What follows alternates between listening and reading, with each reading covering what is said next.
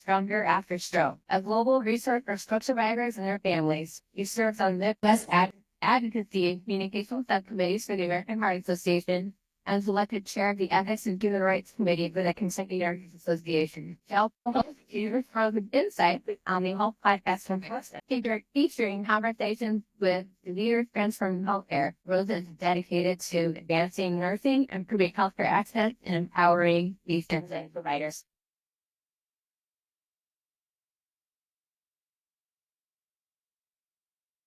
So excited to share with you about this content of the Stronger After Stroke podcast. I never shut up about it, so when they invited me to come talk, I was more than happy to say it. We all know that there are huge challenges in transitions of care. When I came into neuro nursing, that was the biggest complaint I heard at every conference is we don't know what to do about transitions of care and how to make it better. We have all these measures for while they're in the acute phase. And we know those barriers that people have for access in urban areas, whether it's limited health literacy or places being too overbooked in order to get scheduled for follow-up appointments. But then we also have rural things that are barriers as well, like that everything you just said in the Montana section about just being so far away, lack of communication. And so, not to mention financial stressors everywhere. Not everybody has insurance. Not everybody has the ability to physically go to see a neurologist for follow-up. Maybe they live 4 to 6 hours away from the nearest neurologist. So this is something that we developed at the Norton Neuroscience Institute, specifically to help our stroke survivors and their families. But it is transferable to everyone else in the world if you have internet. And so I want you to know what is in it so that you can share it with every single one of your stroke survivors and their families. It'll be answers to frequently asked questions from our neuro experts at the Norton Neuroscience Institute, as well as personal stories from our stroke survivors about what was most helpful for them to have their best quality of life after stroke. Presentations earlier, she was talking about how we have lowered the morbidity and mortality, but we still have the number one leading cause of disability. And we're trying to address that through the Stronger After Stroke podcast. Stroke survivor stories include tales from our young athletes. One of our patients here, you see her doing CrossFit, and this guy is a runner. He's done multiple marathons before his stroke. These are young people who were not unhealthy. They were very active. And so they shared their stories of how they were definitely not thinking they were at risk for a stroke. And so we were able to talk about some of the things to watch for as younger people, but also they were able to return to their level of activity. Disclaimer, the one stroke survivor did not return specifically to CrossFit due to that being very stressful. But this is him having an award for the first marathon he completed, or first half marathon he completed after his stroke the following week. One thing I love to do on the Stronger After Stroke podcast is every month or every heart month in February, bring in our cardiologist specialists from the Norton Heart and Vascular Institute to talk about what goes on in the heart that contributes to stroke risk. We know about atrial fibrillation, but it's not intuitive for the layperson to think, why does my heart have anything to do with my brain? You may have seen the articles in the stroke journal recently about the newly discovered connection between the heart and the brain. So that's something we'll talk about on the Stronger After Stroke podcast. More stories from survivors. A lot of people are concerned about traveling after stroke, and like I said, if they don't follow up with a neurologist, they don't have an understanding of the parameters. How can they travel safe? So this is David Todd. He an EMS, and so he knew about stroke, but then when he had one, he wanted to get back to being able to travel with his family. He loves to explore national parks and hike. So he talks about the things that he was able to implement in planning that was different from before when he would travel. Like maybe they would plan one main activity for the day instead of 3 because he was going to be fatigued and he was going to need extra time to rest. So how to have those conversations with your family.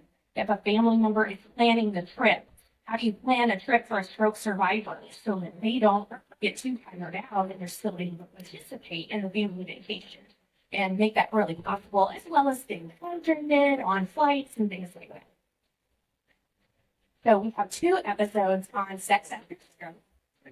We interview a pelvic floor physical therapist who specializes in working with pelvic floor, but also a certified therapist who is a family marriage therapist. And they have a conversation with me about how to have conversations with your partner and maintain your connection, even if it looks different than it did before, so that you can maintain the emotional as well as the physical connection and strengthen your relationship after a stroke.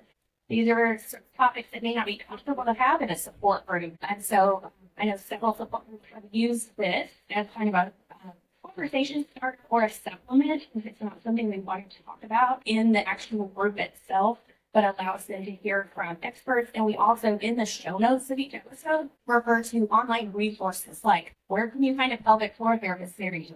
Where can you find an online certified sex therapist to talk to about your specific situation? And so in that way, we're not saying you have to come to the Northern Neuroscience Institute for the answers to all of your questions, but how can we share our knowledge for wherever you are? Migraine and stroke. We do one of the leading migraine neurologists in the country, Dr. Brian Blako, and he shared an amazing episode about how to know if you should go to the ER if you are having stroke-like symptoms and you're a migraine sufferer who has stroke mimics. And so he was able to take the time to answer these questions that I have from so many people. So migraine is correlated with stroke, and he talks about why that is anatomically. But then also, it takes a long time to get an appointment with a headache specialist if you even can. So in that time, they're back in the ER several times with their, and so now I can share this episode with the patient that I'm on the phone with as they listen to this, see if that answers some of your questions, and it relieves so much of their anxiety and can prevent a lot of unnecessary ER visits while also revisiting what are the signs of stroke that you do need to go for, how do you tell the difference. We mentioned anxiety and depression.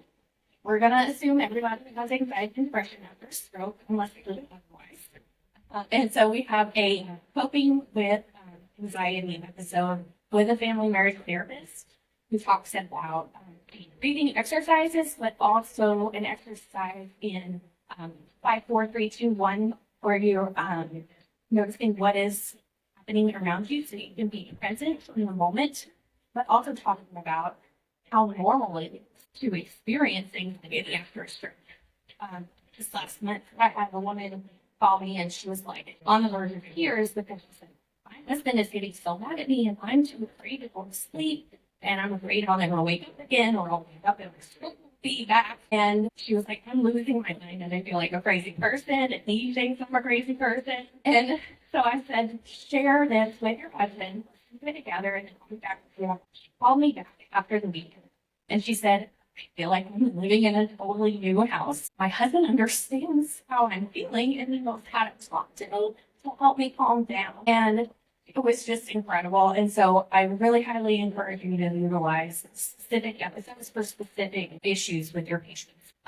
We have stroke survivors who are community leaders. One had a stroke on TV, and so everybody saw it. And she shares her story and how scary that was and her recovery. Mental health, as I mentioned, about anxiety and depression. Also, we have role reversals. Maybe the caregiver is the one who had a stroke, and now the person who was being taken care of before needs to step up and do the caregiving. And so we talk through some of those mental challenges to let people know that this is normal in this situation. And you're going to have a new normal soon. Do I know, or how long until I'm back to normal? Which is a favorite question. And yes, the answer is it's different for everybody, but we go into specifics and we have printouts in the show notes for each episode. We interview about memory and brain health from world leaders in cognitive research. Dr. Greg Cooper and Dr. Tatiana Rundeck have been on the Stronger After Stroke podcast. We have Mediterranean diet on any budget. Scan this QR code that you see in the left-hand corner, and you can download the Stronger After Stroke podcast and see in the show notes. We have a printable of how to have the Mediterranean diet on any budget from a registered dietitian. We have snoring and using CPAP to prevent stroke and what that connection is. Diabetes and stroke and how to prevent it naturally. And this is our latest episode. It's been heard in all 50 states and 76 nations around the world, so don't be the last one to use it.